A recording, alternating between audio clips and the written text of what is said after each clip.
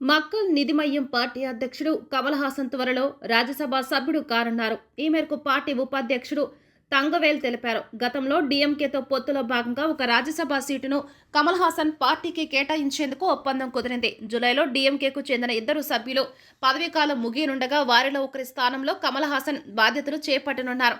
ప్రస్తుతం అమెరికాలో ఉన్న కమల్ హాసన్ తిరిగి వచ్చిన తర్వాత జూలైలో రాజ్యసభ సభ్యుడిగా ప్రమాణ స్వీకారం చేస్తారని తంగవేల్ వెల్లడించారు.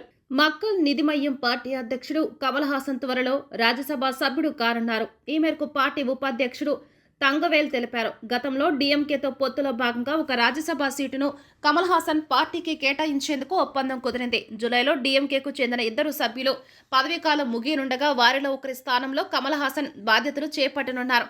ప్రస్తుతం అమెరికాలో ఉన్న కమల్ హాసన్ తిరిగి వచ్చిన తర్వాత జూలైలో రాజ్యసభ సభ్యుడిగా ప్రమాణ స్వీకారం చేస్తారని తంగవేల్ వెల్లడించారు. మక్కల్ నిధిమయ్యం పార్టీ అధ్యక్షుడు కమల్ హాసన్ త్వరలో రాజ్యసభ సభ్యుడు కానున్నారు. ఈ మేరకు పార్టీ ఉపాధ్యక్షుడు తంగవేల్ తెలిపారు. గతంలో డీఎంకేతో పొత్తులో భాగంగా ఒక రాజ్యసభ సీటును కమల్ హాసన్ పార్టీకి కేటాయించేందుకు ఒప్పందం కుదిరింది. జూలైలో డీఎంకేకు చెందిన 2 సభ్యులు పదవీకాలం ముగియనుండగా వారిలో ఒకరి స్థానంలో కమల్ హాసన్ బాధ్యతలు చేపట్టనున్నారు.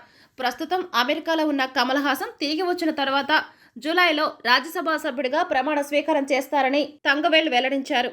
మక్కల్ నిధిమయ్యం పార్టీ అధ్యక్షుడు కమల్ హాసన్ త్వరలో రాజ్యసభ సభ్యుడు కానున్నారు. ఈ మేరకు పార్టీ ఉపాధ్యక్షుడు తంగవేల్ తెలిపారు. గతంలో డీఎంకేతో పొత్తులో భాగంగా ఒక రాజ్యసభ సీటును కమల్ హాసన్ పార్టీకి కేటాయించేందుకు ఒప్పందం కుదిరింది. జూలైలో డీఎంకేకు చెందిన 2 సభ్యులు పదవీకాలం ముగియనుండగా వారిలో ఒకరి స్థానంలో కమల్ హాసన్ బాధ్యతలు చేపట్టనున్నారు.